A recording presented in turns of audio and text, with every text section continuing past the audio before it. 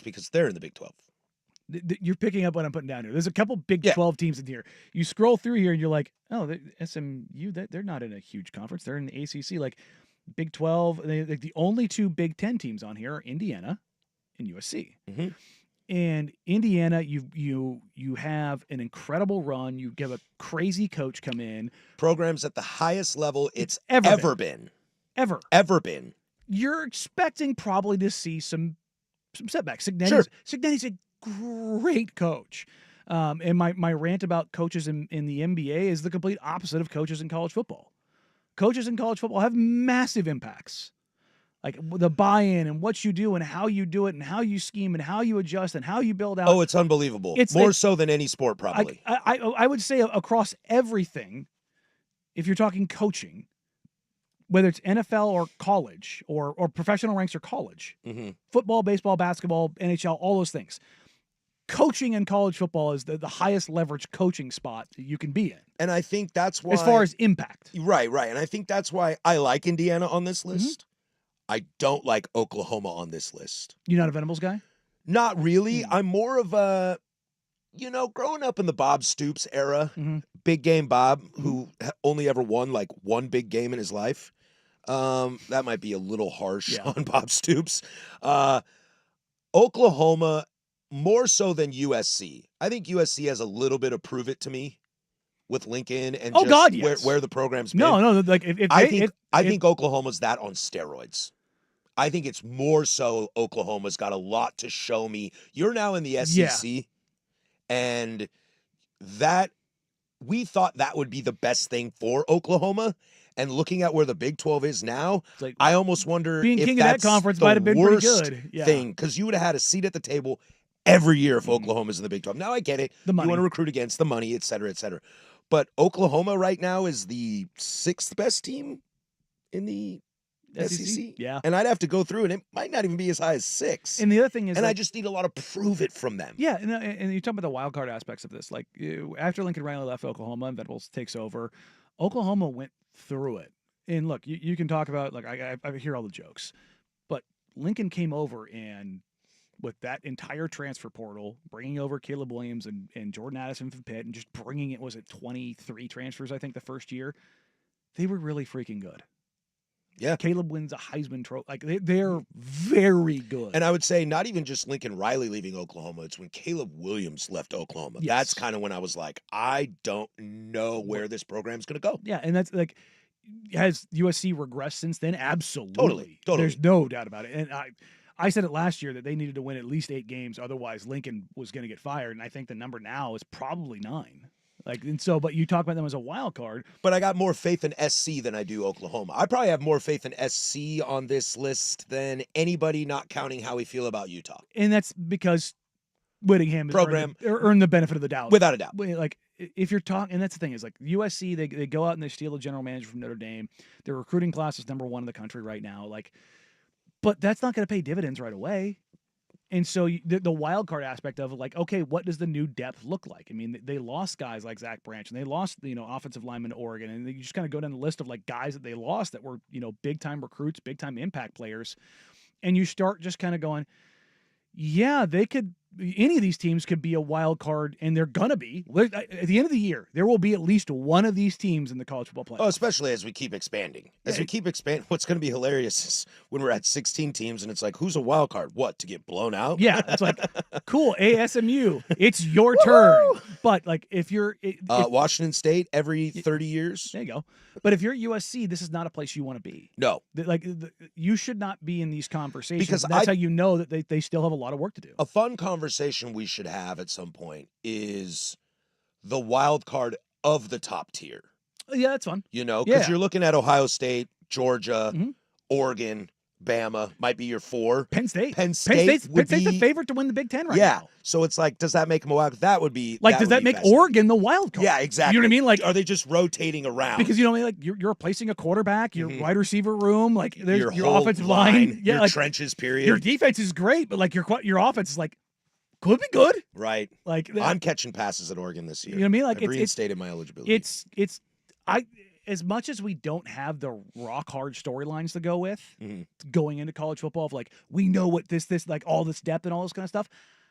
I think I kind of like this better because it's kind of like the NBA and the NFL now where like there's a bit of parity. We've seen this in college basketball. You tell me 4-1 seeds go to the Final Four, I'm like, oh, that's lame. Those basketball games were really good. The parity through the NCAA tournament, good. There were a lot of really good games. A lot of really fun basketball. And you know me, I'm coming back around on basketball. All right, loaded second hour coming up. Worst day on the web as everybody's favorite. Plus, I can't read. Is this going to be a problem? Danny and Friends, 1080 The Fan. It's Jeff Jr. from Trajan Wealth.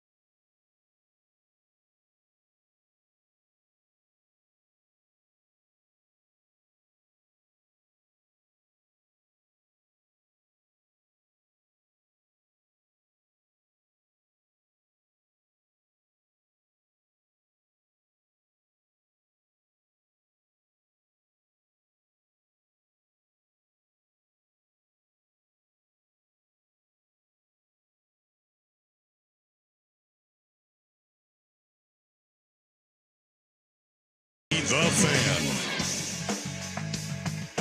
First on The Fan, the Mariners are back in action tonight. They're at home taking on the Royals, looking to even up that series. Logan Gilbert on the mound for Seattle. He's looking to get above 500. Remember, missed quite a bit of time with his injury. Noah Cameron on the mound for KC. First pitch scheduled for 6:40.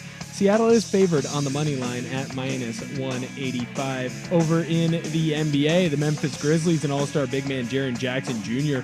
announced that he had surgery on his turf toe. He's going to be reevaluated again in 12 weeks. He is expected to make a full recovery. Could force him to miss some time, though, in the beginning of the season. Shams Charania of ESPN is reporting the Knicks are set to hire two-time NBA champion Mike Brown to be the franchise's next head coach. Brown will replace Tom Thibodeau, who was let go a month ago once the Knicks season ended. More sports scores and stories in 30 minutes. I'm Will Ortner from the George McCoy at Warren Allen Sports Desk. hurt and missing work, insurance companies acting like jerks. Don't call your mom. Call George McCoy at WarrenAllen.com. More, please. Golf in the North.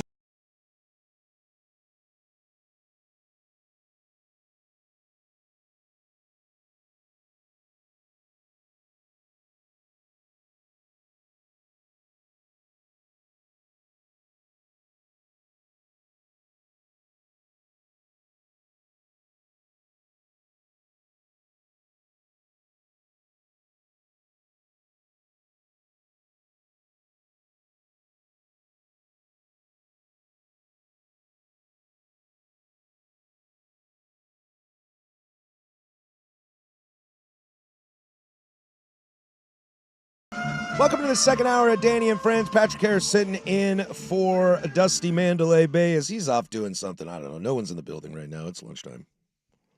I mean, you should see this place on a Friday afternoon when we get done with our show. All the salespeople make I make jokes about it. I've made jokes about it for so long because when I walk out at 2:55 and you could hear a pin drop in this place on a nice Friday. In the wintertime, not so much. When it starts getting nice, there's nobody here. Hey man, on a hot corner on Tuesday nights, obviously there's me, Joe, and Schultze. I see Primetime Boys on their way out, and then I got cleaning crew. That's it. Oh, we do have a cleaning crew here. Yeah, I didn't know. Well, they used to come in while I was doing the show, but maybe they've come in later now. It's funny. It's gotten to the point now where like if anybody is here past 2:55 and I'm still milling around taking care of stuff or doing a show or a call in somewhere else in the country, they'll point out, "Hey, I'm still here." And they'll do it with like a smile on their face. Like, see, I'm here. I'm working. I'm doing something. I'm like, guys, I'm just giving you a little bit of crap. I know you're working, but it's like, look, we are blessed to have awesome jobs, whether Correct. you're on air or in sales, like you're around cool stuff all the time. Yeah. The cool part about it is that we do have some flexibility to kind of, have a nice Check out for a moment. Work-life balance. Ooh, baby. We do have a lot of beverage and food sponsors on the network. That is true. Hey, you just happen to have, I had a meeting with a client. It was at 3:00. We're at Great Notion. I had the beers were flowing, and they had. I might have had to give Kurt a ride home. Yeah, there was just something came up, and we that was the only time they had open, and they had a new beer that they were debuting, and it was a perfect time for us to go out. It's like it's 87 degrees, dog. You lying to? I know, because when I go walk into my car and I open the door, it's gonna hit me like a truck because it's so freaking hot out there. Like I get it, but I imagine tomorrow with the fourth lingering. Oh. That is going to be there. That will be there. I mean, they're like, you'll be the only one in the building. Look, I mean, I didn't even. Dusty's back tomorrow, right? You and Dusty tomorrow? Yeah. I didn't even think about it. I scheduled this out, God knows how long ago, probably 6-7 weeks ago. I've talked a ton about, getting lessons and playing golf and getting better and all those things. Mm-hmm. I have a playing lesson after today's show. Oh, great. So if you see me It's a nice day out. It's not crazy hot. No, I was worried. Yeah. Because I scheduled this like 6-7 weeks ago, and I didn't even think, it's July. It was going to be 1 billion degrees. Why are you outside at 4:00 in the afternoon, dummy? But no, I'm heading out to Langdon today. Shout out guys in Langdon. They're awesome. To do my playing round. I was like, man, I really should have set that for Thursday. Not like if I had just made it the third, that way could have just rolled into the 3-day weekend and just had a nice little way about it. You know what I mean? I'm not complaining. Sure. I just didn't optimize what I had going there. Well, if you missed any of the first hour, you can download that, 1080thefan.com, the Odyssey app, wherever you get your podcasts. Coming up this hour, we'll have Worst Day on the Web. We'll give you a little free agent in the NBA roundup as we the big stories yesterday and today, we haven't got to the small ancillary stuff and how teams are shaping up. Might have a little East versus West combo in that too.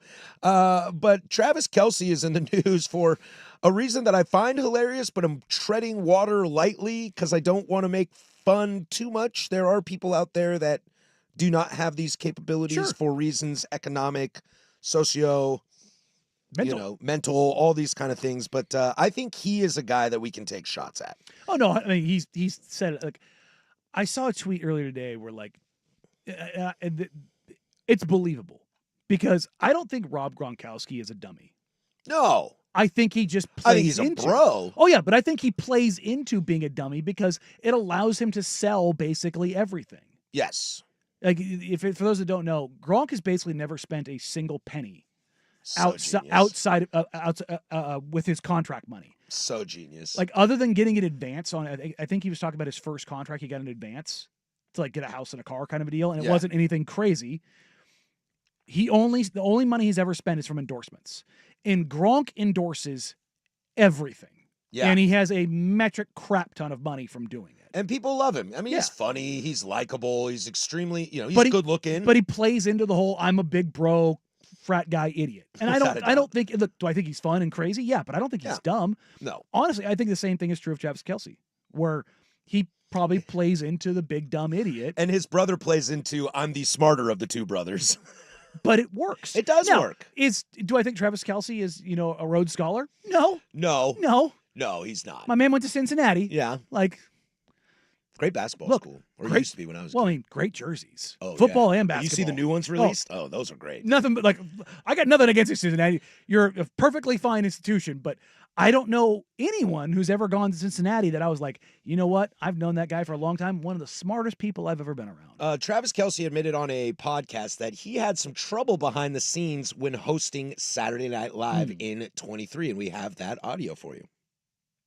The writers' rooms were fun because you're just getting pitched ideas. The table reading, for a guy that can't really read that well, same, preach. It was kind of a situation. And I felt like I was just like trying to like get through the reading instead of actually like acting it out and giving it a voice and giving it a character and things like that. Like I was just focused on just don't skip this line. Yeah. You know what I mean? Brother. So when it comes to reading difficulties, I will be on that side of the aisle with you my entire life. More of an audio guy. Before we really kill him, did anybody notice, like, especially for a guy that doesn't read very well, excellent grammar, amigo. Yeah. Excellent. I thought you were going to be, a center for kids who can't read good. I thought that's where we were going. I can't read well. I think he's playing into it a little bit. Yeah. I do. Do I think this is a guy that's out here, publishing his thesis on, the impact of the transition of the tight end in this era? No, I love how don't. many people think he can't read because of CTE. No, I think he's always been this way. Yeah, no, look, he's a broy dude. Look, I've had at least some experience with this. My dad is dyslexic, but he's a mathematical genius. Yeah. Like, he's got a degree in electrical engineering. They were going to give him an honorary PhD. Like, he's taken... when I was a little baby, he was cleaning pools and going to ITT Tech at night. That's great. But he struggles to write anything. That's why I didn't want to. That's why I was so scared. I was like, I don't want to smack people around that actually struggle with this. He's like, no. But I was when my parents founded their company. I believe I was 10 years old because I believe this is the 30th anniversary of the company now. This is like, I don't want to give them advertising. I won't. I was doing the accounting for the company. Mm-hmm. Like, I was doing stuff there and writing brochures and marketing materials and all this kind of stuff. When my dad has needed some sales materials for things, I build it. Like, even now, like a couple years ago, I built a couple months ago, I built him some docs for some stuff. Like, that's just not his strong suit. Sure.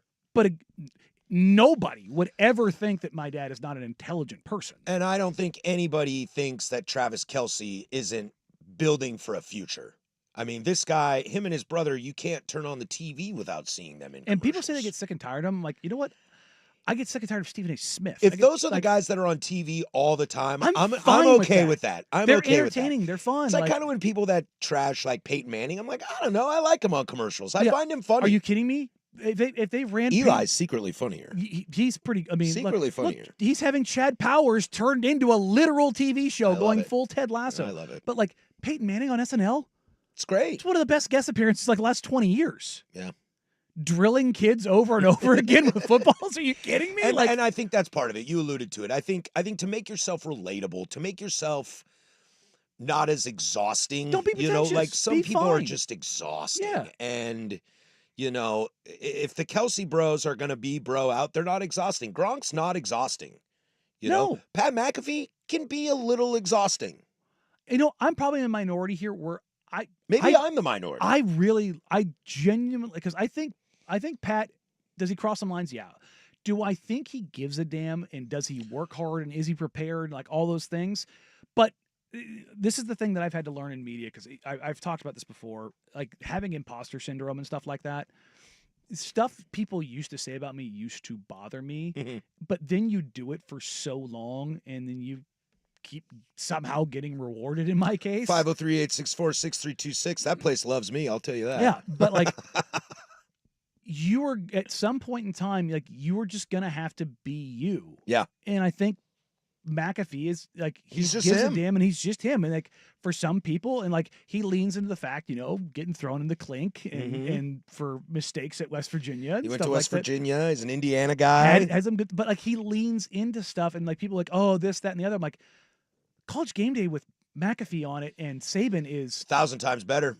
it's pure gold. 1,000 times better. It's inside the NBA level. It's so good. It's so much better. It's just like, yeah, that's what this was missing. So like with Kelce, like when Jason Kelce's sitting on the desk of whatever show he's doing, whether it's on Amazon or ESPN, whatever partner he's doing something with, I listen. And he tends to be the more serious of the two brothers, which I like. They've carved their paths, and it's worked out brilliantly. I got for both Goof of them. Troop Taylor Swift over here, and I've got Beer Chugging Intellectual over here.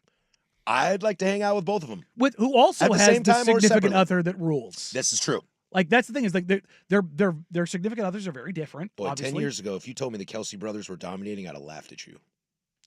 in everything. In everything. Yeah. Like, but yeah, no, like, it's a fun little thing. But if you're asking me, do I think he actually can't read well, or is this a bit? Give me the bit. I think it's a bit. Let's cruise back into the association and catch us up on all the little micro transactions. Like nobody is micro in the NBA, but the little things that have been happening as we're starting to kind of slow down and rosters are starting to kind of get into where they need to be. We'll travel around the association and catch up on all the free agent signings next. Danny and Friends, 1080 The Fan.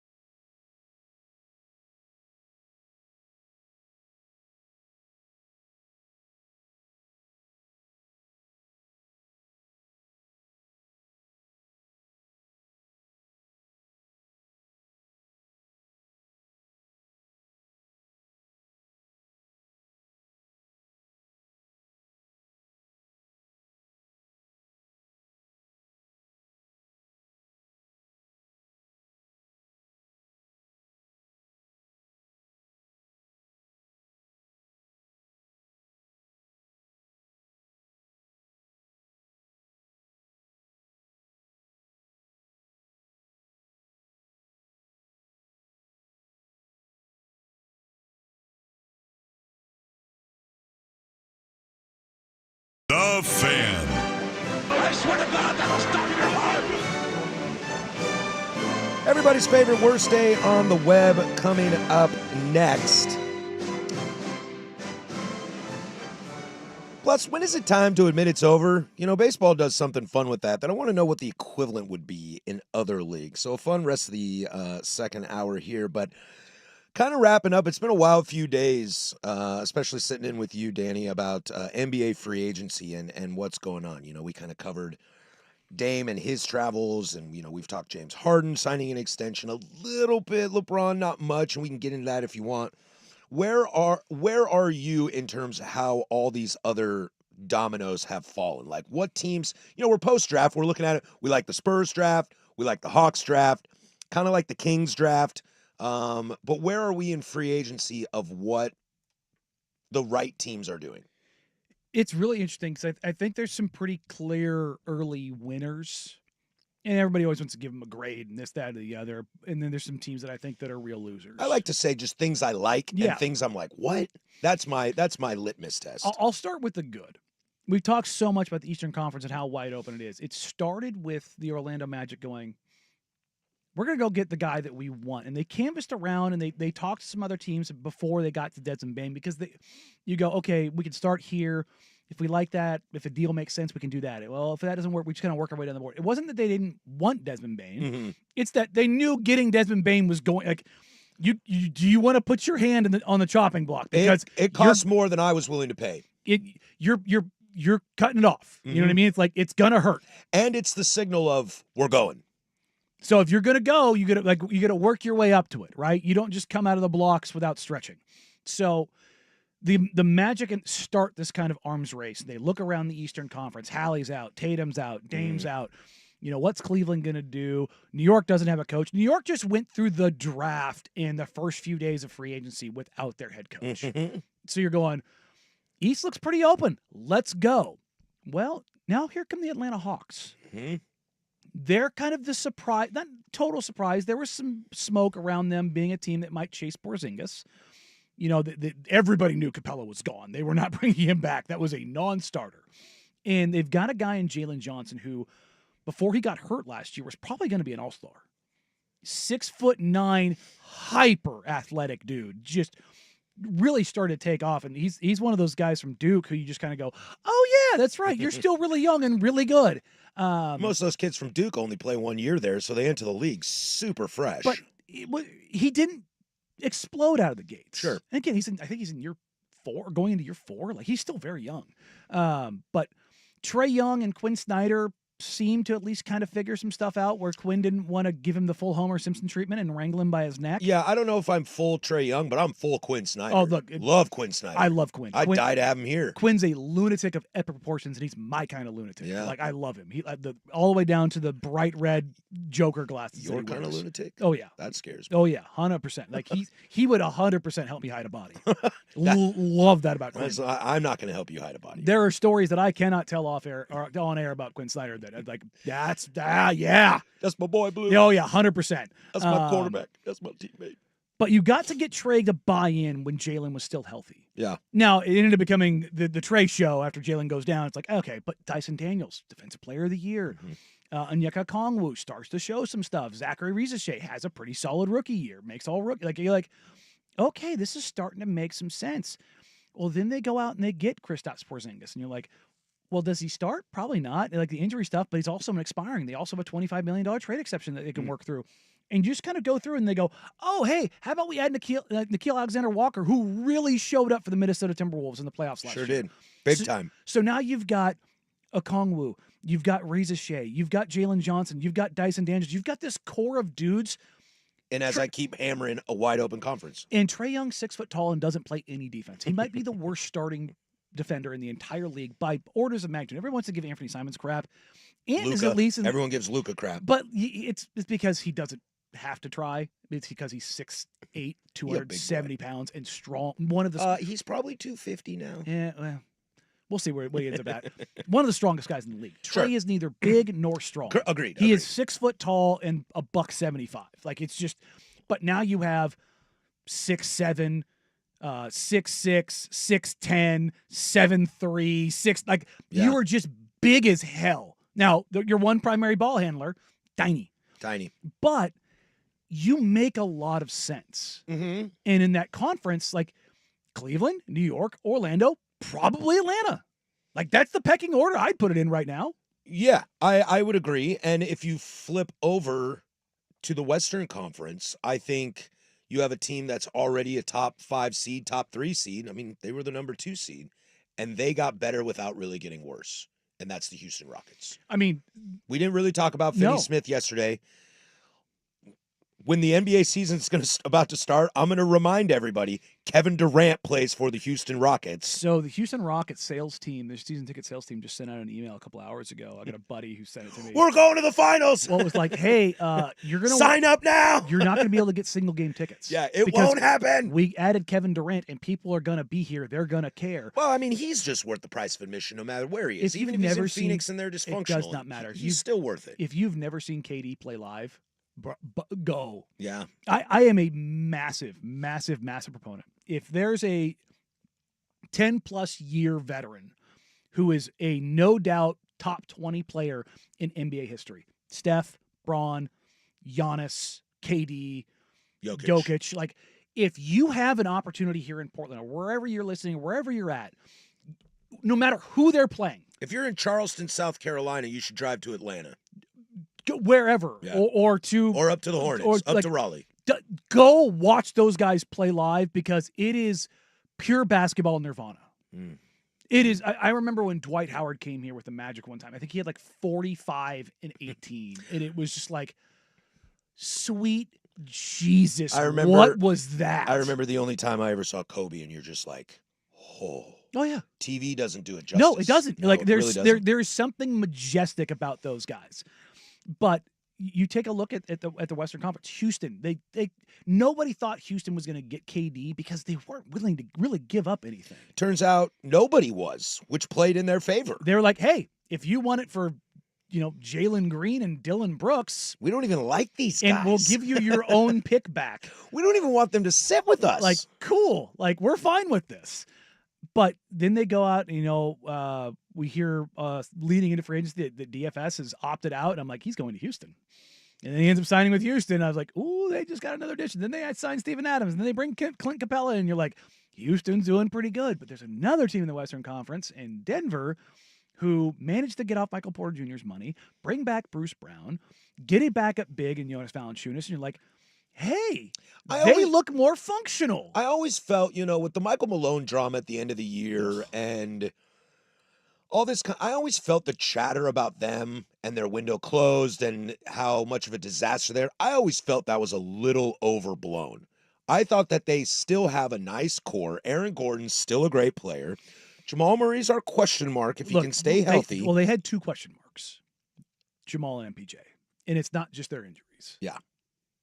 They're not the easiest guys to deal with. No. But the core's there. And AG and Jokic. And Jokic is a top 3, if not the number 1 least selfish player in the league. For a guy that scores like he does. He doesn't care. He just wants to win. He just wants to win. He would prefer to pass, but he knows. That's why he likes the horses. He wants to win. He knows he has to score 28 a game. It's totally fine. He doesn't have to be the horse, but he wants the horse to win. But then you look at it, you come out here to the West Coast. Warriors have done nothing. Nothing. The Lakers have signed Jake LaRavia. The Lakers have actually lost more than they've gained. At least the Warriors haven't really lost. Not yet. I mean, Looney. Loon was free agent. You're He's okay gone. with that, yeah. And look, shout out to Lunog again. Love him. But I mean, even the Blazers haven't really lost anything. The trades, well, they bought out DA. Yeah, sure, yeah. But I think we're all looking at that a little addition by subtraction. Yeah, but you're also looking at the core of the rest of the team. Like now, Golden State is very, very, very likely to sign Al Horford. I've heard. I love that. But because of the way the market is right now, I think he's probably like, I'm going to wait and see what the Lakers give their big. Are they going to give him every penny? Yeah, and which big do they give? Well, not just that. Like, you can use that because it sounds like when Naz Reid got his extension with the Timberwolves at $25 million, because the Pacers were not going to go above $22 million for Miles Turner. Yeah. And that's why he went to the Bucks. Got 27. And he's like, because he feels like he's never been paid. Remember, the Sure. Pacers were the team that gave DeAndre Ayton the offer that the Suns ended up matching, which was on the deal that he just got bought Longest out of. tenured Pacer. 10 years there, always in trade rumors. It's kind of funny that he leaves as a free agent. It's like, huh. But the He Pacers. wanted me gone. I'm gone. But we've talked about this so much about teams setting lines for players of like, we're only going to give this player X amount of money, like what this CBA was going to do. And that's they said, hey, we love you, Miles, but we're only comfortable giving you 22. And it wasn't enough for him because Nasri gets 25, and you're looking over there and you're going, this is my chance to get paid. I'm in the league for 10 years. And the probably my craziest last big situation payday. is going down in Milwaukee, and you can hike your You bootstraps. you can for $27 million a year, you can do it. I'll go wherever you want, boss. But you look at the Lakers right now, and you've got Rob Pelinka out there talking about prioritizing cap space for 2027. It's post LeBron. And For me, it's all post LeBron. And look, I mentioned this yesterday. There's I won't say intel. There's a lot of discussion in the NBA of people going, is this LeBron doing his normal LeBron thing of like, we need to be better? Or is there real smoke to this? Like, there's really only one team he would go to. It's Cleveland. And because, number one, Cleveland, his ties there, but also because it would make sense. It would. Like, you would compete. Like, you would immediately, LeBron goes to the Cavs. Let's say it's Jared Allen and Karis LeVert, or not LeVert, DeAndre Hunter, like somehow getting moved around, whatever. There's more to it than that, but I'm just using it as an example. If you can keep Garland, Mitchell, Mobley, and add LeBron to that team, you're in a great spot. Who's better than them in the East? Nobody. You're just not. Even a healthy Tatum Boston, even a healthy Hallie in Indiana. I don't think anybody's better than that. That's a difficult team to deal with. I think if you don't push a finals till 7 and lose, it's a disappointment. It's just, that's where you're at with that team. But they have done nothing other than Jake LaRavia. Now, I think it's a flag. Yeah, DeAndre Ayton's going to clear waivers here in a half hour, and so we could have some movement on that. I don't know Keep how eyeballs fast on it'll that. happen. But and then the Sacramento Kings, God only knows. I saw a Kings guy tweet something earlier. The Kings roster looks like if you had a fantasy draft in 2K and you put auto draft on, because it doesn't make any sense. Right. Like what they're doing right now makes none of it matches. I'm like, what the hell is happening here? Does not play well with others. And it's just like the pieces don't fit. Maybe they'll get eaten. Well, I mean, it's puzzle pieces, but they're puzzle pieces from different puzzles. It's like it's not from the same box. It's like you just dumped 3 boxes together and you tried to put something together. It's like, what the hell is this? Yeah, Sacramento's having a pretty rough day, but that leaves it open for somebody to have an even worse day, and that's where we get to worst day on the web, everybody's favorite. But first, we'll kick it over to Will Ortner with sports. Now, from the George McCoy at Warren Allen Sports Desk, a Sports Center update on 1080 The Fan. First on The Fan, Shams Charania of ESPN is reporting that the Knicks are set to hire 2-time NBA champion Mike Brown to be the franchise's new head coach. Brown is going to replace Tom Thibodeau, who was let go a month ago. Mariners back in action tonight against the Royals. Logan Gilbert on the mound for Seattle. Noah Cameron on the mound for KC. First pitch scheduled for 6:40. Seattle favored on the money line at -185. We already have a couple of day games go final in the MLB. Tampa Bay Rays were able to beat the Athletics at home 6-5 in that one. Danny's Cardinals struggled against the Pirates. Didn't even get a run across the board. Pirates win 5-0 there. Mitch Keller gets his 3rd win on the season. Doubleheader in Philadelphia today. Game 1 went the way of the Padres. Phillies and only put 4 runs across. Padres, they got 6 runs on 5 hits. Pretty crazy. Had 2 errors in that one to get that win. Nick Pivetta gets his 9th win on the year. More sports scores and stories in 30 minutes. I'm Will Ortner from the George McCoy at Warren Allen Sports Desk. Hurt and missing work. Insurance companies acting like jerks. Don't call your mom. Call George McCoy at warrenallen.com. Jump back to earlier parts of your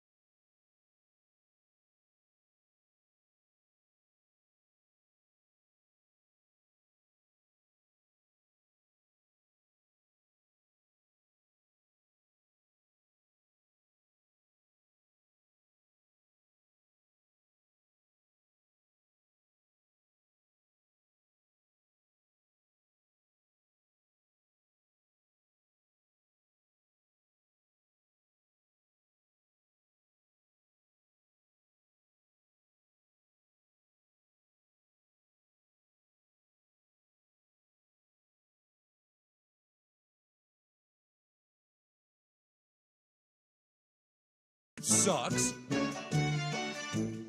It's our worst day on the web, and Jeff Russ brought this up during a commercial break yesterday. We debated bringing this up on air because it's so far out of the realm. Easy, Rod. Easy, Rod. It is so nuts that I was just like, wait, what? And there's two stories I had for today. It depends on how fast we get through the first one. The headline for this is, it's a Mad Lib. Faygo Red Pop used as lure in fatal Saginaw Township bank hostage standoff. There's 6 blanks in that sentence. Mhm. Read me the sentence with blanks. Blank used as lure in blank bank blank. I love it. I love it. And you could not come up with a more just like, what? The only thing, I do not know what Faygo Del Pop is. Is that what that's saying? Faygo Red Pop. Faygo Red Pop. So is it like a it's Jolt? You remember Jolt, the soda? Anybody remember Jolt? Yeah, I remember Joel. It does kind of have that look to it, but it's more like a. Looks like Code Red. It's not quite that though. It's more like what's that stupid drink? Fruit punch. It's closer to that, but carbonated. Hawaiian Punch. No, fruit. What's the something red C, carbonated? high C. All Sport. Fanta.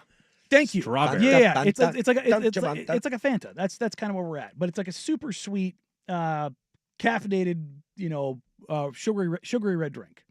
And this guy that was holding up a bank with hostages, this is the request. And they dangled it outside for him, and they popped him in the melon when he came to go get it. See, we talked about this yesterday off the air, and we were laughing about this. That was your mistake. That's why, if you were in a hostage situation, it's probably because you made a bunch of mistakes along the way. Otherwise, you get away clean. But you're like, you know what? I want this beverage, and I'm just going to reach out this window and grab it. No problems.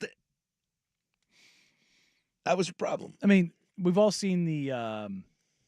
Also, that's what you want right now? Yeah, the pizza box with the microphone. Hit me up with some McNuggets, Hit me up with a Baker's Mark Godfather sandwich, Here's the crazy thing about this. Well, everything's crazy about this. But the Dutch guy Crunch. went in to go to this bank and didn't plan to rob it originally. He was trying to cash a fraudulent check. Well, then they were like, sir, you can't do this. He's like, oh, yeah? Watch this. But here's the other thing. This bank does not have cash on hand and requires appointments. Oh, buddy. This guy didn't even go, what's Chiefsaholic?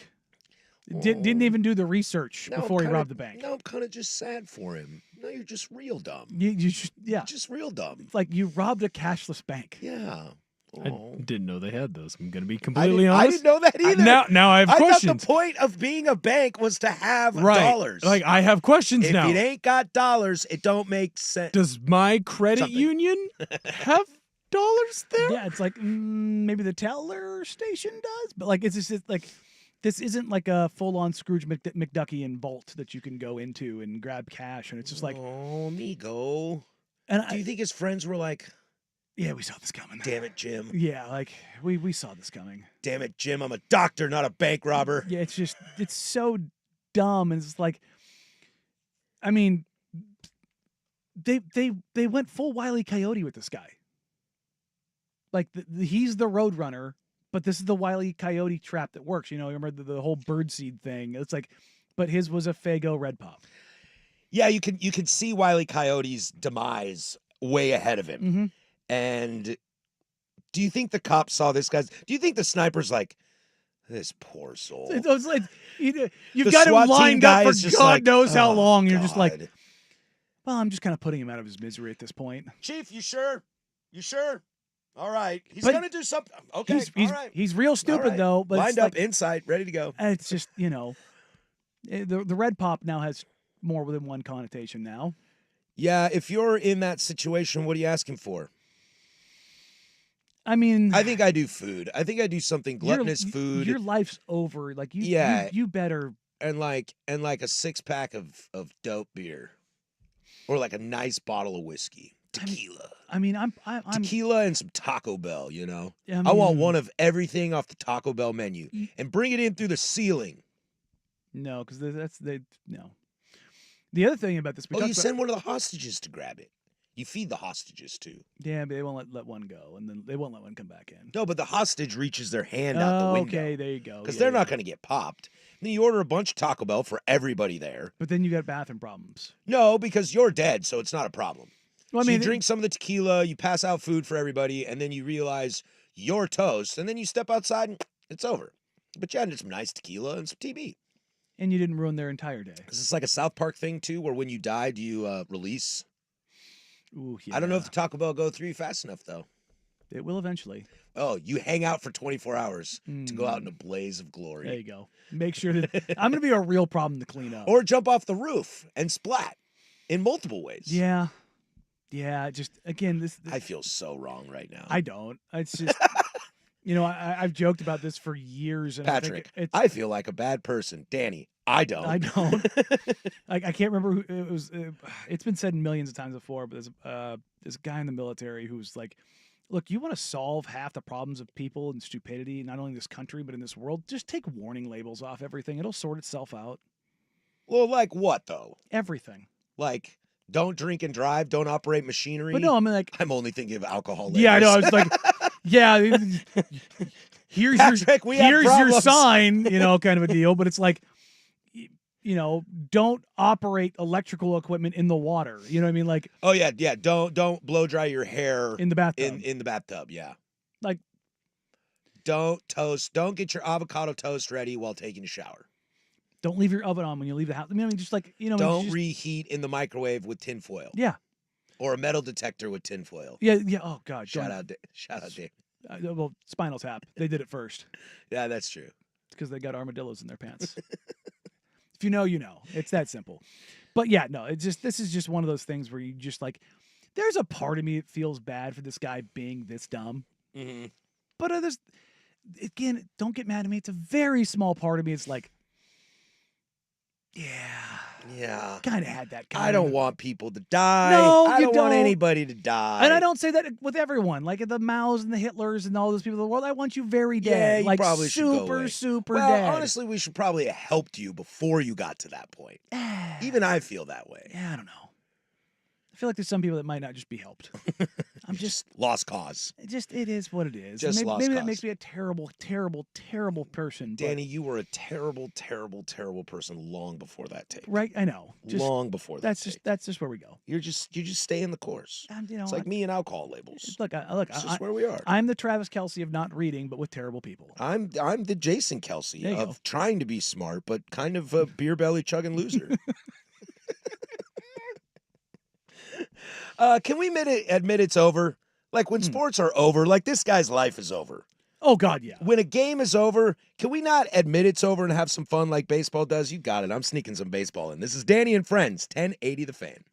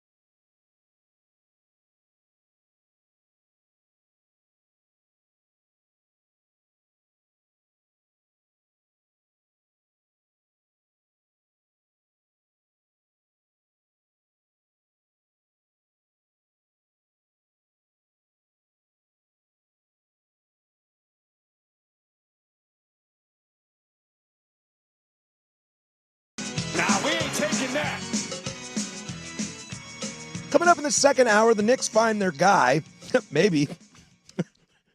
My new favorite college football player since Reggie Miller.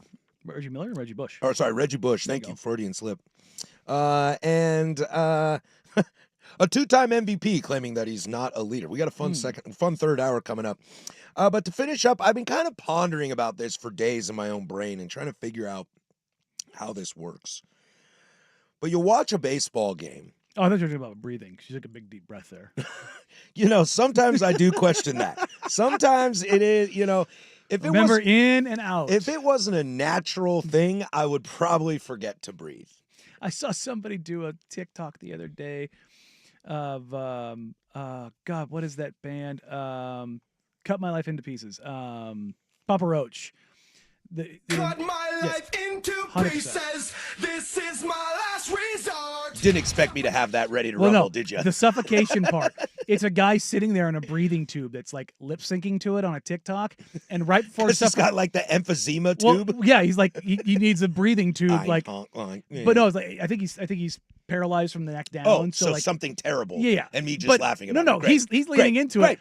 Right as the suffocation part comes up, a hand reaches over and pulls the tube out from his neck, and he goes, like, does this like face where he's like, I can't breathe, and then somebody else pops up and lip syncs the suffocation part, and then puts it back in, and I was like, I shouldn't say this. I didn't have the feeling I shouldn't laugh at that. I immediately laughed at it, and then I went, should I have laughed at that? And then I was like, I'm dying laughing at it. Hey, if they present it to you, it's there to laugh at. Dude, it's there was a stand-up show. He's either Irish or Scottish. I can't remember who he is, but he's in the TikTok algorithm. And a guy comes late to his show in a wheelchair, and everybody just kind of chuckles because he stops and looks because he's clearly paralyzed. Mm-hmm.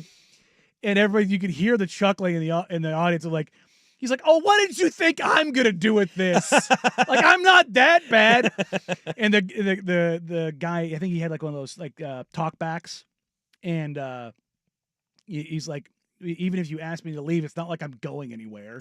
And what am I going to run away? Yeah, the comedian just loses his mind. Like, okay, it's open season. Let's go. Well, it's like material. There's so much material there, but it's so fringe, You're just cringe, and can't do that. Trashing on someone's potential disability that you're like, I don't want to do it.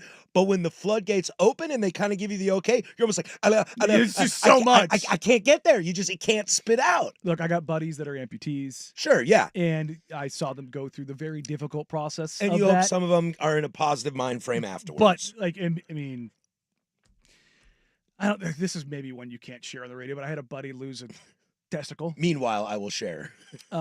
He goes by Wrecking Ball now. Love it. So like, but like, yeah, like it's. I remember he got the replacement. Mm-hmm. It's just like a plastic thing they put in there. Yeah. He was like, it's gonna be a little weird. I felt like I had like good drag. Like. It's like I was thinking. Once I get going, and we're just smooth sailing. I was thinking, I can really get on the whole cycling career because I can just tuck that one back and just be good. That reminds me of. Did you guys see the guy that was running hurdles? Oh yeah, guys running. He just got the old OnlyFans reached out to him. I mean, that was. You want to talk about packing heat? Good for him. That's like a sawed-off shotgun. Yeah, that bad boy. Good for you. I mean, I almost believe it's fake. Yeah. That's how talented he was. Like I said, good for him. It's got to be nice when the floodgates just kind of open up and you're allowed to just let it go. Mm-hmm. Yeah. Just have that. Because I think we're in a better world for not just trashing people to trash people, but it is kind of nice when you can kind of trash people just to trash people. But like, when there's not malice behind it. Yes. Like, I always say, do whatever you want as long as you're not hurting anybody. And that's the thing is, like, if you go to a comedy show and a comedian gives you hell, 99% of them are doing it with you, not at you. Now, at you is less funny. We talk about this in theater all the time. Like, when you're playing a villain, you can't just be a bad guy. If people just root against you, then there's nothing cool about that. Yeah. But if you can find a way to get people to relate to you and then do it, then you become kind of cool. Yeah. And that's kind of what you're saying. You're saying, like, if I can make fun of you with you At least that's a positive interaction No, it's as fun. opposed to at you. Like, Because then you also alienate others. Like I'd be the guy in the crowd. You, because you're a terrible human, would be in the crowd laughing hysterically. Yes. I might be in the crowd going like, "Hey man, that's not really cool, dude." I'm the guy, like, if you ever watch the comedy shows and you hear the because guy... I'm better than you. Yes, I want the record to 100%, state that. 100%. I am better than you. When you hear the guy laughing louder than anybody else, It's like, just one dude in the back. yeah, just dying laughing. Like, those are the, like, I don't care. Like, I've been to comedy shows where comedians are riding some edges, and I am the, like, when you look at people at tables, like, can I laugh at this? I'm the guy not even questioning. I'm like, that's, like... Every once in a while in the 90s, there was a laugh track with one guy that held on a little too long, and they didn't edit it out. And you're like... It's like, the bar for this to me is Chappelle Show. It's Clayton Bigsby. I've said this. I remember that. I don't... Never in my life did I laugh harder than the first time I watched that. They stank, and I hate them. Just... And he my wife and he divorced his wife of 46 years because blank. And I was just like, yo! My wife, old preschool over there, she has never seen Chappelle. Oh God. So I've been saying this for like a year and a half now. I eventually have to just do this. But that is comedy that is insanely unhinged. Probably wouldn't fly today. That Wayne Brady will absolutely destroy her. Like, she will probably laugh hysterically. I hope so. I mean, maybe get a little inspiration in her. Clayton Bigsby's the first skit they ever ran. I know.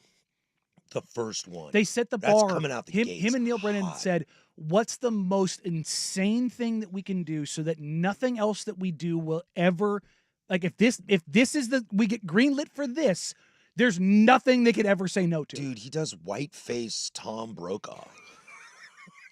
The Like, racial what? draft? I've always wanted to say this. Yeah. For shizzle.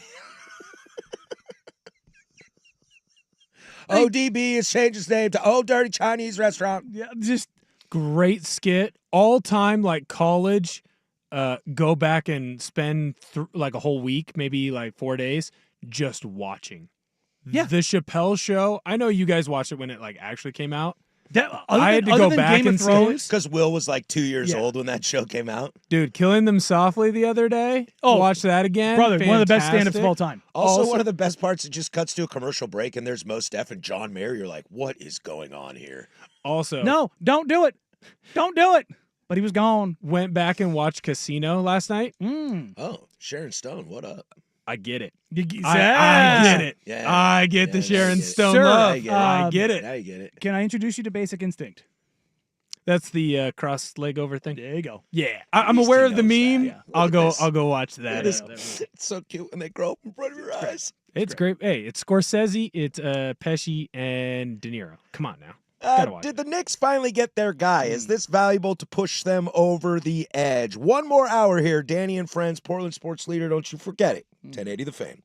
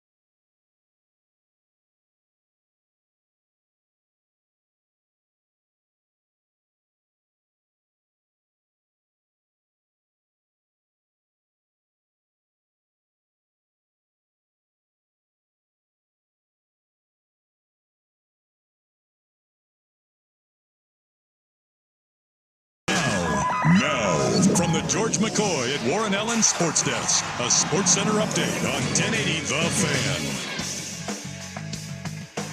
First on The Fan, the Memphis Grizzlies and their all-star big man Jaren Jackson Jr. announced that he had surgery on his turf toe from an off-season injury. He's going to be reevaluated in 12 weeks. He is expected to make a full recovery. There is potential that he might miss some time at the beginning of the season. Free agent guard Spencer Dinwiddie and the Charlotte Hornets have agreed to a one-year deal. Dinwiddie averaged 14 points and 6 assists in 30 games as a starter in Dallas. Mariners back in action tonight at home against the Royals. Logan Gilbert on the mound for Seattle. Noah Cameron on the mound for KC. First pitch for that one is scheduled at 6:40. Mariners are favored on the money line at -185. A couple of games already wrapped up. There's going to be a doubleheader in New York. Game 1 already started, makeup from yesterday's rain out. Brewers ended up beating the Mets 7-2. Mets continue to slide. They were 3-13 in their last 16 going into Monday. This would now make them 3-14. Doubleheader also in the nation's capital, making up a game from July 1st. Tigers bludgeon the Nationals. They won that game 11-2. More sports scores and stories in 30 minutes. I'm Will Ortner from the George McCoy at Warren Allen Sports Desk. Hurt and missing work insurance companies acting like jerks. Don't call your mom. Call George McCoy at warrenallen.com. The Fan is live on YouTube.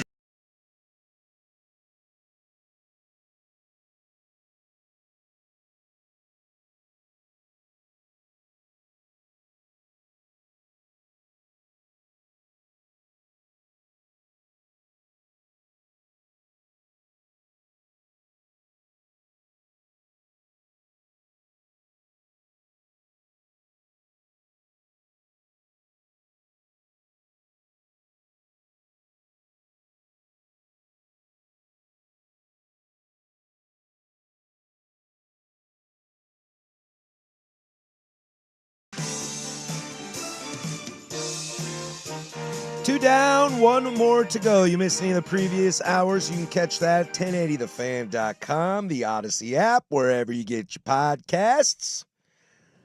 About 15 minutes, we'll get into my new favorite college football player, maybe since Reggie Bush.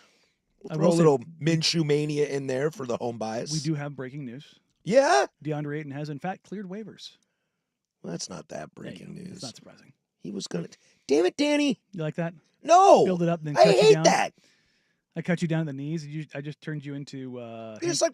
Hank Hill's dad with no shins. Dude, it's like when my 8-year-old comes to me, he's like, guess what? And I'm like, what? He's like, never mind. I'm like, oh. There's a TikTok family where there's a father and son, and the kid always hits his dad with a guess what? And he's like, no, I'm not doing this because you always say you'll never believe it, and I always believe it. And he was like, I used to say chicken butt. He goes, no, really, you won't believe it. And he's like, oh God, fine. What is it? He goes, what did he say? I got my balls stuck in something, and he's like, you just see his dad go, like it's like a ring camera in the house, and you just see the look on it, like the blood leaves his face, like, whoop, and he just takes off running, like, oh God! The fight or flight kicks in. He just runs to go see. Well, it's the boy who cried wolf syndrome. He's like, you'll never believe this. yeah, no, I can believe it. All right, say it. I had one of those moments when I was a kid, and my parents bring it up all the time. I was like 7 years old, and I heard Aerosmith and Run DMC Walk This Way. But I was like, I heard this awesome new band called Aerosmith. You'll never believe They had it. the huge comeback in the 90s. Yeah, which, yeah, that's about like 92. I think I was 7, 8 years old. Yeah, what is that? What is later Aerosmith? I don't want to miss a thing. Yeah. Janie's Got a Gun, or is that older? My cousin is named after Steven Tyler.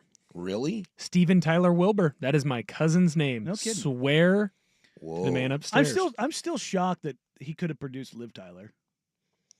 I don't know. If you really look at Liv, there's a lot of him in her. But I mean, that's what I mean. Like, And he's got some more feminine characteristics lips. to begin with. big lips, long face. But I mean, like, it's always weird. Good looking? Is Steven Tyler good looking? I mean, Maybe back in the day. He was. He's not I think now. he's a little rough around the edges Yeah. now. I remember I went to high school with with these girls that were sisters, and their parents were interesting looking, but they were both stunning. Interesting looking. I'm being nice. Clearly. But I had that. both daughters, I followed you there. Both daughters, stunning. Yeah. Stunning. And you're just like, how did that turn into that? Yeah, but then the other times you see stunning and stunning create, ooh. Yeah, because the features can be so stark. Yeah. Like, you know, the Brad Pitt, Angelina Jolie kids. Like, what do they end up looking like when they're fully grown? I mean, they'll be fine because they have money. Well, not just that, but like, I think the daughter looks the last one that I saw. They did some tabloid when I was checking out the grocery store. Like, looks like Angelina Jolie. I'm like, oh, that's not terrible. Well, the dating theory is also always look at, like, if it's a dude, look at dad. If it's a woman, look at mom. And that is what they're going to age like. Like, I've had buddies where my mother-in-law is aging amazingly. Yeah. I was going to say, I've had buddies where they looked at the girl that's same age where it's like, she's a smoke show. And they've been like, nope, I've seen mom, can't do it. I know it's coming my way in a couple of years. I dated a girl when I was younger, mom, stunning, and I went to her grandmother's 92nd birthday. Grandma looked maybe 65. Like that Helen Mirren action? Dude. We were like, ooh, baby. I'm on the Diane Keaton train these days. I remember looking at her and going, your grandma's hot. Yeah. And she's like, I tried to tell you. Yeah. Like, she's still got, like, and at 92 had all of her faculties. Like, nothing. Her faculties. Well, I mean, like, when you get in your 90s, man, like, some stuff starts to go. She was sharp as a tack. Sharp as a tack, looks 65, 70 years old. And I was like, oh, the genetics in this family are strong. So I'm going to muddle them up with mine. Yeah. Let's get you back down to the norm. Good. Speaking coming back down to the norm, is that where we are as our story of the day is Mike Brown all reports are stating that he will be the new head coach of the New York Knicks. And I think as far as fit goes, you know, we talked about this in the first hour. You kind of hope that what Tibbs taught those Nova kids, that core group and the surrounding cast, kind of sticks with them, and then Mike Brown puts his philosophy on it. I think we're both in agreement that we don't know if this really makes them better. But Danny, you're more of don't bore me with stupid X and O stuff, but like, what is it that Mike Brown does great that you think he could pull out of this crew? Because I worry this crew doesn't have the pure talent that Mike Brown is kind of used to coaching. So what is that approach to this squad? Well, here's the things. Like, I think the biggest complaints from Knicks fans, and I know a lot of guys that cover the Knicks. I know people within the organization, and the most common complaint is the simplicity of the offense. It's like so Jaylen Brown dependent, and they need to get Cat more involved. And I'm like, okay, I get it. I'm picking up what you're putting down, but Karl Anthony Towns, as good a player as he is, and he's a very good player. Is he the best shooter on that team? Yes, hands down. That scares me. No, I mean, Cat's a very good shooter. Cat's the best three-point shooting big man in the history of the game and one of the best shooting big men in the game. But he's also the biggest scapegoat for that team. He is, because he will disappear, but he's also not a guy that's going to go in there and go, give me the bleeping ball. Like, I saw some Knicks fans during the playoffs, getting mad about how, like, I had a buddy reach out to me. He's like, hey, I know you have access to some tracking data. Can you pull something up for me? And I was like, yeah, what do you want? He goes, I want to pull up all of the pick and pop data for Cat in the playoffs. Okay. And I was like, okay, cool. I'll pull this up. And I started kind of watching through the clips. And number one, Cat's screen setting was god-awful. Just god-awful. And I'm just like, I get it. You're probably not getting the ball, so you're not setting great screens. And you don't want to do the work. And it's like, but that's the ask, dog. Yeah, it's like the ask is like, it's like I want dessert, but I won't eat my dinner. And it's like the role of the big man, like even Yoke is out there. He sets great screens. Yeah. Great screens. We talked about it. He'll do the job. He doesn't need the ball, but he just knows that he needs to put up a certain amount of points every night. Whether it's DHO or working in the pick and roll with Jamal Murray, or screening off ball for somebody else, like he's gonna do the work. And I'm sitting there, I'm watching Cat, and I'm like, yeah, there's a real criticism here of maybe Tibbs and his coaching staff not going, Jaylen, we need you to get off the ball and get back on the ball a little bit more. We need you to get Cat more involved. But also, Cat has to be a guy, and then he's never. For all of this, it's a coach's job to get a guy to do this. Not at the NBA, dog. It's just not. No, it's not. You can't. Like, a guy who's not a great screener, who doesn't want to do it, You're There's never no gonna amount of learn it. coaching that's going to get them into it. It's like some athletic ability is going to prevent you from becoming a better defender, but if you want to, you will improve. But if there's- you don't have this, there is There's a finite ceiling, ceiling. but you can Yeah. still improve if you want Yeah, to. like could Cat be a better screener? I cannot Hell yes. become a 3-point assassin. No. I don't have the skills. Now, if I want to, I can get better, Sure. but I have a ceiling. And I will take somebody, if a Damian Lillard, or we mentioned Anthony Simons earlier, or Luka Doncic, Mm-hmm. Trae Young, if they want to be a better defender, they will get a little better. Yeah. They're not going to Chris Paul, Jason Kidd you. No, but like it's the thing is like, and Rajon Rondo. We talk about like seeing guys in person. Cat is huge. Yeah. Like he is a big, barrel-chested, broad-shouldered, tree trunk leg. Like Cat is monstrous. And he might be the piece that Mike Brown uses the most. Unlocks him better. Like that's the thing that like I don't think that he's going to become a better screener, but maybe they run some sets where McHale's initiating the offense a little bit more. Yeah. So the over-reliance on Jalen isn't as much. You put, McHale, OG's not a great pick and roll manipulator. We've seen McHale with the Nets and to an extent with the Suns be more on ball. And so maybe they lean into that a little bit. But is that enough of a change to like fundamentally change who they are or to get them enough gains to really go beyond that stuff? I don't know. I think the biggest issue is they don't have another dyed-in-the-wool shot creator. That's it. Like Now- it's Jimmy's and Joe's, not X's and O's. You need to have somebody else who can dribble, pass, and shoot. But that's and that's what I was going to get to is I wonder, can Mike Brown, because I think another thing we forget, and I know these are kind of stats, and I don't listen to him all the time, but the plus minus, Mhm. the plus minus for Jalen Brunson on the floor and off the floor is not great. Well, it's also because he plays an insane amount of minutes. So Exactly. he's going to get all the good, but he's also going to get all the bad too. So maybe that's why if Brown uses him, I don't want to say correctly, but in a different realm, then maybe those bad moments are less there because you're not always exposed.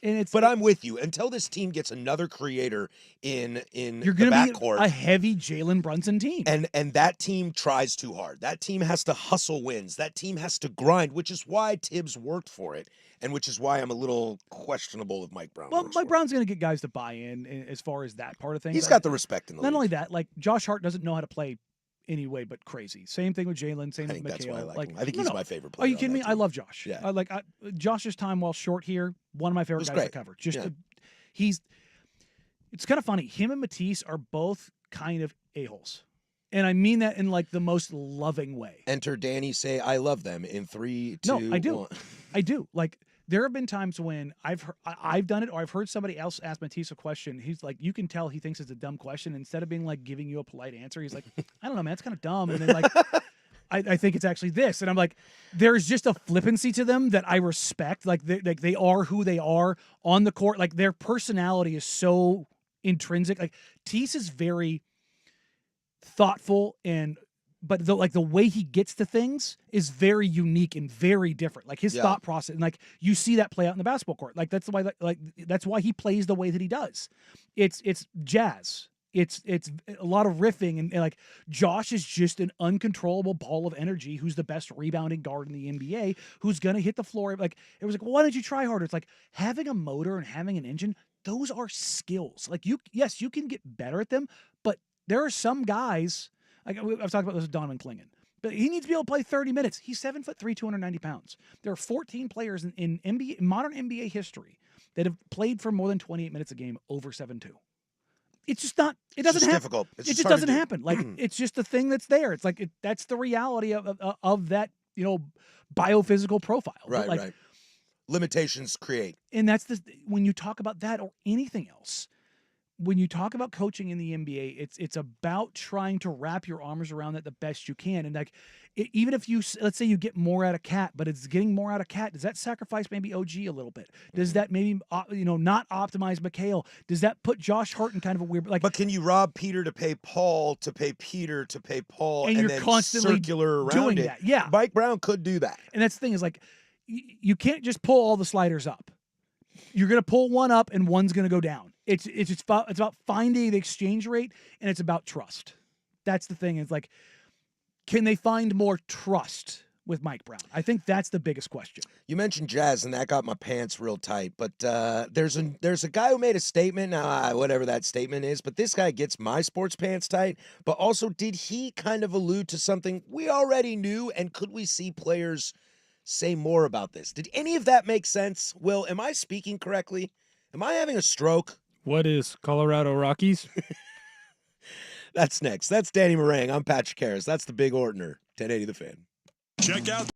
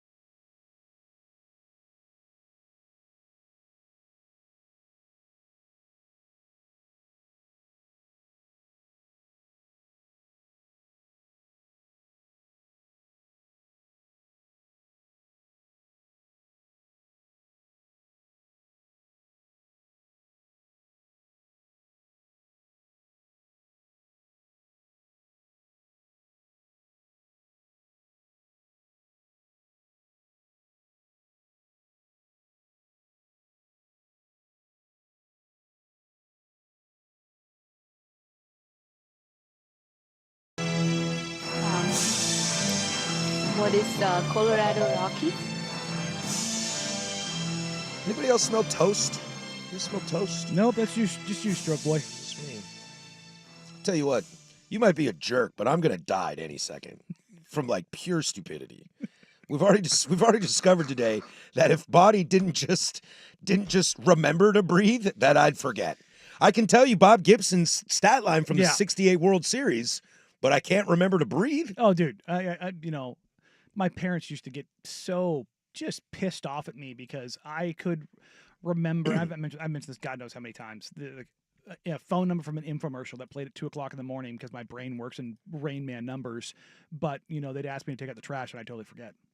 It's like, and it took them a long time to be like, no, he's not forgetful or he doesn't care. It's just his brain doesn't do that. I finally kicked the forgetting something as I'm walking out the door every time. It used to be always a trip back in. This cell phone has been a miracle for me.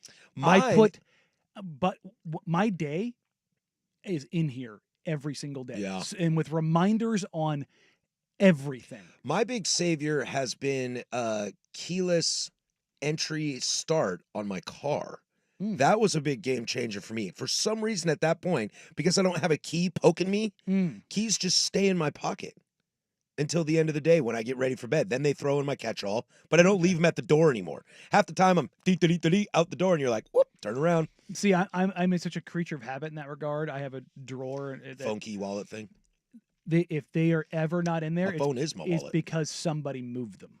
Ooh. And if it's not there, the panic that overwhelms me is, oh my God. Like, you want to see me, like, the eyebrow twitch and the, yeah. It's if I can't find my wallet, keys, or cell phone because they are in the exact same place all the time. I would lose my head if it wasn't attached, but I always know where those things are. At least you could find your head and it would remember to breathe. Well, maybe. Quote, I'm not a sore loser, but I hate losing, and losing to that team up north was pretty crazy. In the end, I think it really helped us play the way we did in the playoffs, but I didn't want to go to Ohio State and lose to that team up north. I just hate them, just something about them.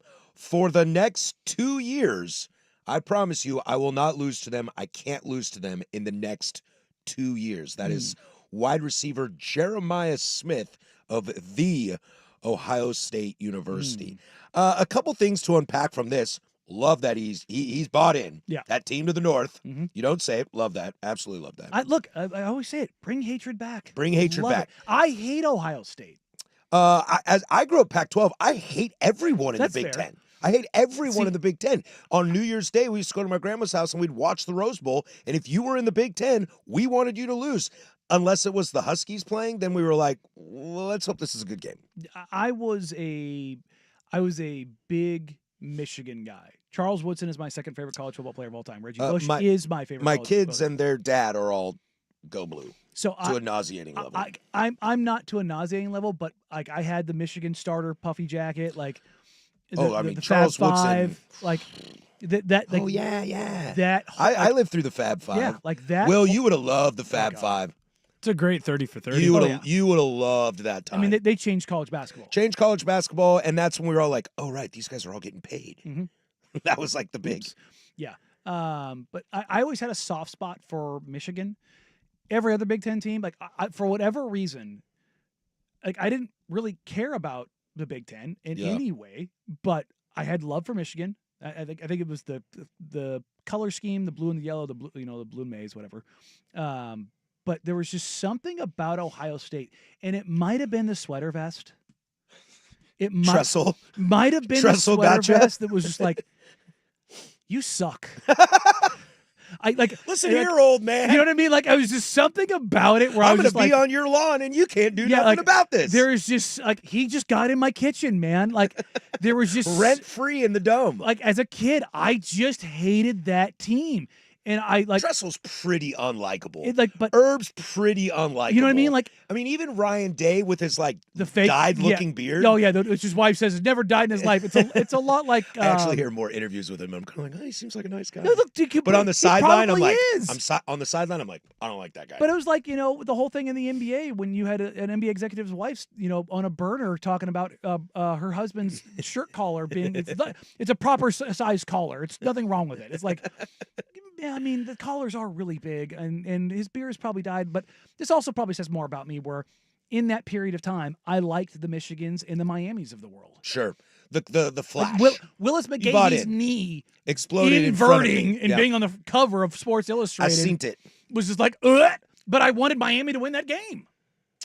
Yeah, I did too, because I couldn't root for Big Ten teams. You know what I mean? That's how I grew up. So it was like all of these things that kind of happened that just kind of reinforced, like, Ohio State sucks. If you have to root for Ohio State or Michigan, who do you choose? I choose death. Yeah. Give me liberty or give me death. Which is going to be tough because Jeremiah Smith is a dog. And that is what I want to get to. I remember we were watching the Oregon-Ohio State playoff game.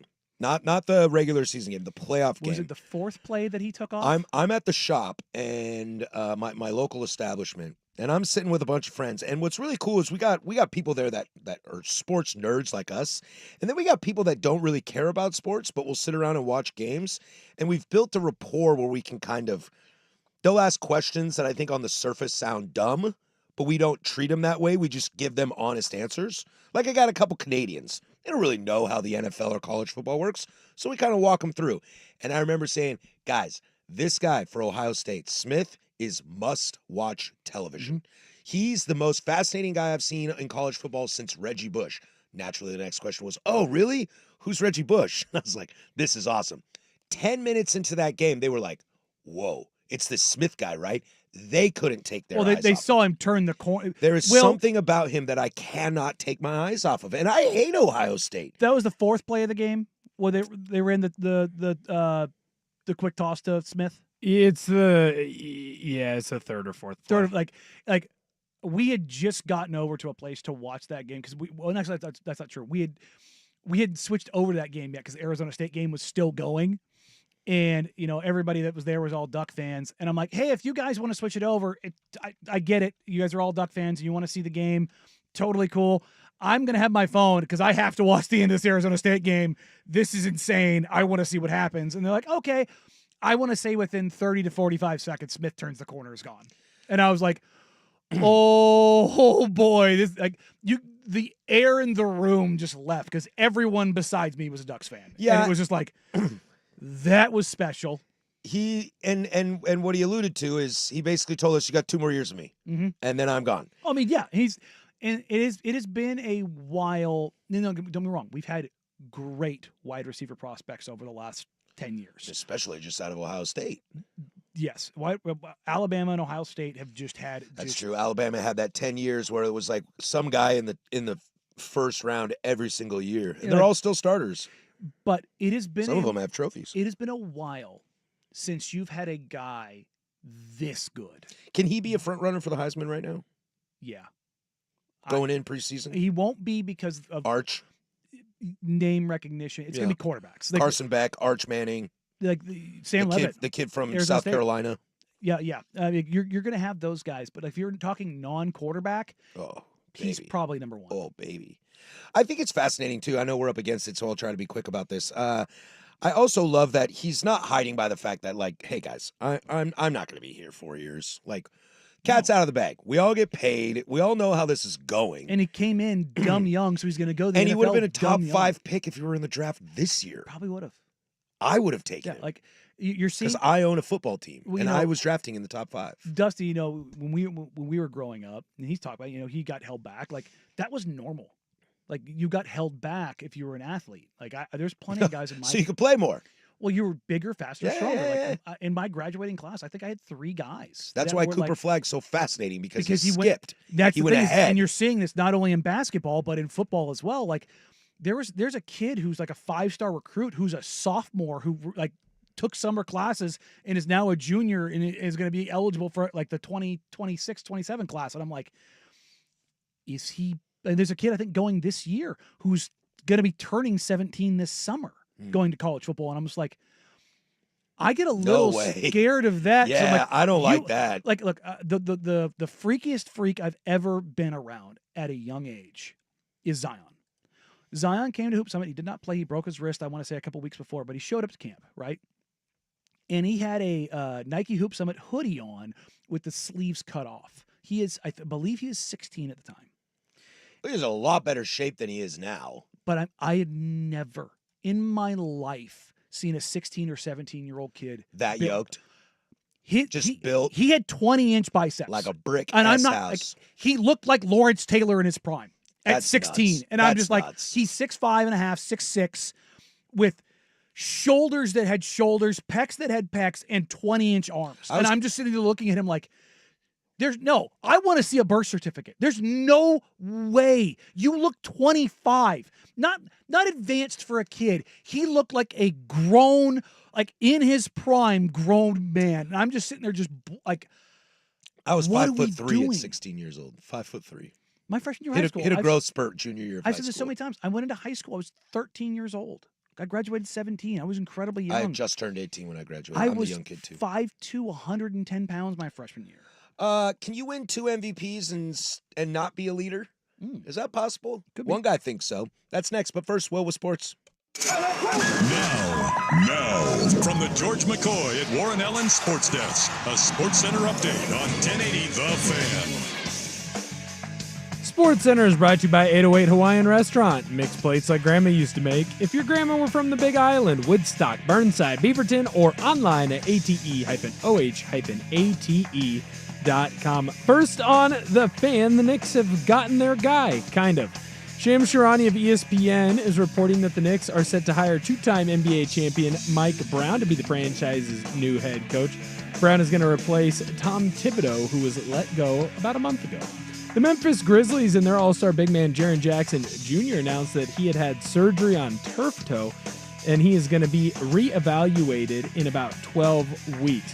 He is expected to make a full recovery, but Jackson could potentially miss some time at the beginning of next season. Mariners back in action tonight at home against the Royals. Logan Gilbert on the mound for Seattle. Noah Cameron on the mound for Kansas City. First pitch scheduled for 6:40.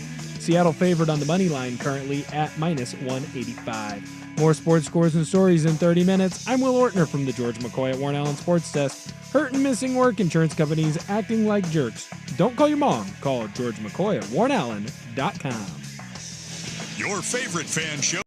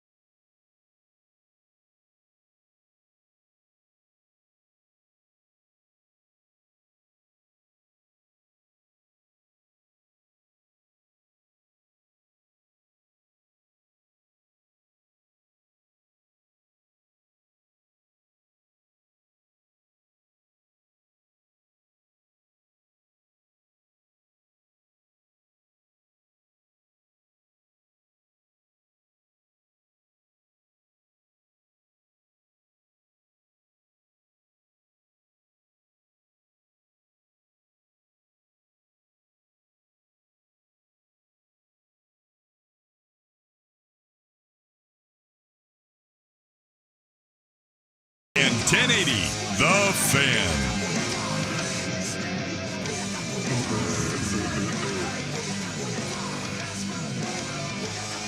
Coming up in a half hour, prime time in your face for 4 hours from 3 to 7. Make sure you stick around that. I'm sure they'll do something fun. We do have breaking news. Don't do this to me again, Danny. It's for real. DeAndre Ayton is expected to sign with the Los Angeles Lakers per Chris Haynes. That's not breaking news, Danny. This is twice now. One more time. Sham just put it out. One more time. It's done. It's done. One more time, and I'm going to take away the privilege of your breaking news. It looks like he's going to sign a $9 million deal with the Lakers because he is basically going to make back the money that he lost. He's going to make $34 million. He'll be back to $9 to $10 million. And I wouldn't be shocked if that was his agent's leverage point too. I mean, that's a damn good leverage point. Look, like, hey, I got paid out for. It's kind of like what we're talking about with Damian and his situation. If you can meet me back to this number, I kind of come on the cheap. The giant question is, does he change? Well, here's the thing. I mean, DA knows that he needs to get to a spot where things are maybe a little bit more visible. Is LeBron the best thing to happen to him? Luka's the best. The best thing to happen to him. Luka makes every big man look incredible. Like he even made Jackson Hayes look playable. But I mean, but not if you got that piss poor attitude. Here's the thing, man. The DA's attitude is not bad per se. Basketball is not the biggest thing to him. And that is something that's going to be a problem around a LeBron James, though. Well, I mean, it's a problem. But again, I mean, I guess as we've talked about, there might be only one more year of LeBron. Not just that, but like just in general, like there are a lot of players in the NBA and in professional sports where it's not the biggest thing to them. It's just not, and it's not a fun thing. And I'm not saying that to excuse DA. He has his faults, but like when he does buy in, he's really good. I suppose that's true. When you look around and you think about all of us in our professions, like let's take Will Ortner for example. Yes, let's psycho-examine Will. An up-and-coming educator, an up-and-coming degenerate gambler, and an up-and-coming on-air talent. Up-and-coming, losing more weight. As an educator, you love education, don't you? You wouldn't do it if you don't love it. I do. You have to love it. Otherwise, you'll quit, and that's what you see happen to those who don't love it. You love gambling. That's why you do it. You love working in radio. That's why you do it. I have poker stuff up right now. Are any of those your pure identity? No. Exactly. I think there's a lot of I think we different forget things sometimes that we want our athletes to eat, sleep, and breathe basketball when the reality is like, they don't. I like Star Wars too. But that's the thing is like you take a look at guys. Yongbong. I play PS5, bro. What makes... I don't even play basketball games. What makes an all-timer is that more often than not, they're not fun to be around. Michael loved golf more than he loved basketball. Yeah, but I mean, like, or gambling. But like, like we talk about the whole competitive nature of people. Mm-hmm. It's like when to be truly great. Like Tom Brady is. I mean, he's not without his flaws. Like sure. But he was a psychopath about stuff. Like to be like, yes, you have to be otherworldly talented, but you have to have you're kind of an a-hole. Yeah. Like there's to be the most successful, you got to have some of that in you. And that's just look at all of them. Mm-hmm. All of them. When it's just in the NBA. Jordan, Braun, my boy Reggie. Like you have now. Can you not be that and be successful? Yeah. Tim Duncan's the best power forward to ever play the game. SGA is one of the best players on the planet right now. And seems like a wonderful human being. But do you think he's obsessive about the NBA in a manner of an all-timer? SGA? Yeah, I do. Okay. Do you disagree? I don't think he's obsessive to that level yet, but we also are just now entering his prime. I think maybe he has one more level of like, I want to rip your heart out. Maybe I take it to a different level. I think he's obsessive about how basketball can be his life, which means his relationships with his teammates who become his friends, and basketball is a part of it. Like, I hang out with the boys on the weekend, and it's not just about hanging out with the boys. It's also about hitting the bar and getting loaded, and it's also about telling stupid stories and eating great food. It's the collection of it all. And that's the thing is, like, one of the things that has really stood out for the Oklahoma City Thunder, for everybody's been around it, whether on the actual team side or people who cover the team, it's a very collegiate atmosphere. Yeah. In that, like, it's just the boys. I mean, other than Caruso, who they call Unk, he's 31. the rest Damn of it, he's 10 years younger than I am. right, it's just Damn like, it. ugh. But like the rest of that team is young as hell. I can't imagine DiVincenzo still in New York and that core four just chilling. We're You- not even talking ball. You know what I mean? Like We're I in mean, New York City. Let's go. Brunson let's and go Hart eat. have their podcast together, the Roommates Pod, where Yeah. they get up there and they just chop it up, and you can tell the culture and the style. Like, I mentioned this. This is my defense of DA, and this is where this is actual defense of DA. The Phoenix Suns, going into the year that they went to the NBA Finals, they asked DeAndre Ayton to sacrifice his box score statistics and his contributions to be a more team-centric guy, to do the dirty work, to do the hustle, to really work the boards, to really defend. And they got to the NBA Finals. Yeah. And then they didn't take care of him. He has every right in the world to double barrel the organization. Yeah, I agree. I mean, And this there's is a only guy, one player left on that team from that run. Yeah, but I mean, like, that guy, not even just DA. There have been other instances of this in the NBA when you were made a promise and a team did not fulfill that promise. Yeah. You have every right in the world to burn the earth down around you. And Sure. a guy that's that young and that impressionable and had some questions of maturity, the literal last person on your roster that you should do that with was that guy. And I think it was a major, major, major problem for DA and his ability or inability to trust after that.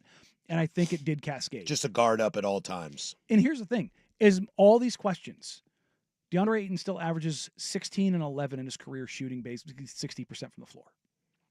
Oh, I don't think Even with all of that. I don't think anybody's ever questioned his talent. Look, when he came out, I was like, is this David Robinson 2.0? I watched him at Arizona. I mean, I was a little surprised he was the number 1 overall pick. I wasn't. But I'm a West Coast basketball kind of guy, whether it's WCC, Pac-12, Mountain West, whatever. Mhm. And I remember watching him being like, this guy could be something. I didn't expect him to go 1. 7 foot, runs like a gazelle, incredible touch, world-class athlete at that size. Just, I looked at him, I'm like, I know there's some intel stuff, but I get it. I get it. Like when you've got 7 foot with all that other stuff, man. Again, you're questioning the other stuff, and yet he's still that productive. But it also makes you go, you're that productive, and you don't care that much. Like what happens if you did? We'll see how this pans out. We come back. It'll close up shop. Closing arguments right here. Danny and Friends, 1080 The Fan.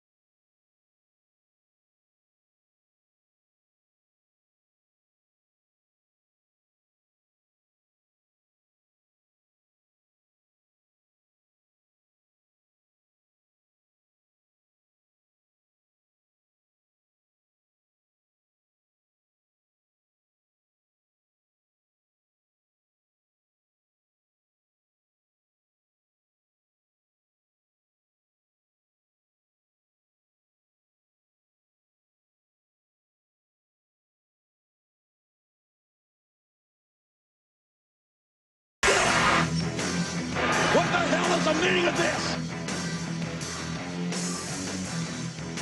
Closing arguments here, Danny and friends. Deal comes across in the fan text line. Show me an NFL player that doesn't like playing football, and I'll show you a former NFL player. NBA player, and I'll show you a multi-millionaire who plays in the NBA. That is a shot fired, Deal. Coming in hot today, baby. I'll tell you right now. Coming in hot. I bet you Suk will back this up too. There's different levels of commitment in the NFL. It's across every sport. Like there are plenty of guys who are just perfectly happy being pretty damn good and cashing a check that don't give a damn.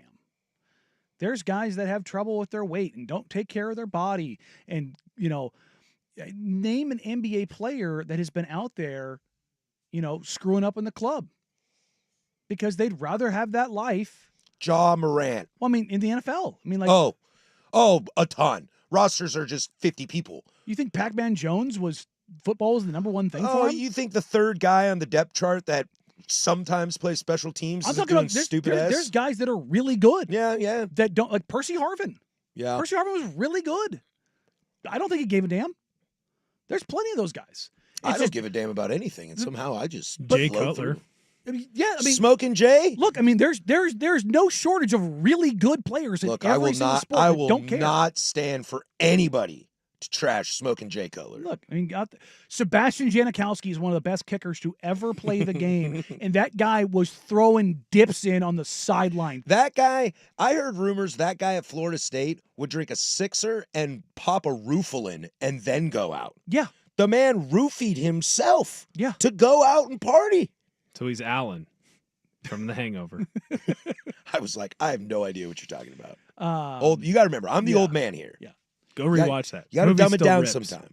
It's only the truly, truly, truly transcendent guys. We talked about this in the break. I mean, it's why they're all jerks. You don't meet your heroes. I got a buddy who met Paul Pierce in Vegas and was like, that guy was the rudest person I've ever met in my life. And he seems like fun and, like a guy I want to play with and all that kind of stuff. Don't meet your heroes, Gilbert made kids. millions of dollars in basketball. Was not. He's talked about it. He's like, I wish I would have done things differently. I wish I would have cared more.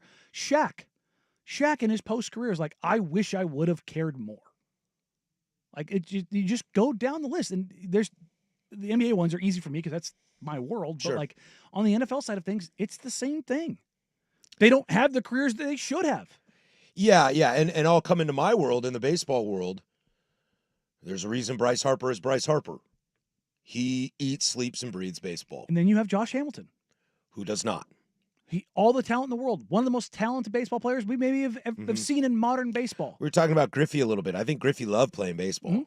But Griffey didn't put the work in because he just loved playing baseball. It wasn't about getting better. It was about, I got God's given talent.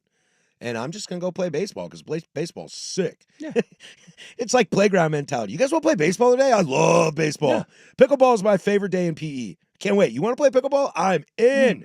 There's a lot of guys in the sports world that have that attitude too. Like Griffey, as good as Griffey was, I still think there's an argument to be made that Griffey was probably 95% of what Griffey could be because he didn't do the off-season stuff. He didn't lift. He didn't run. If he had any Mamba in him, could have been one of maybe the 15 greatest players of all time. He would be. I think he already is in the top 15. Yeah.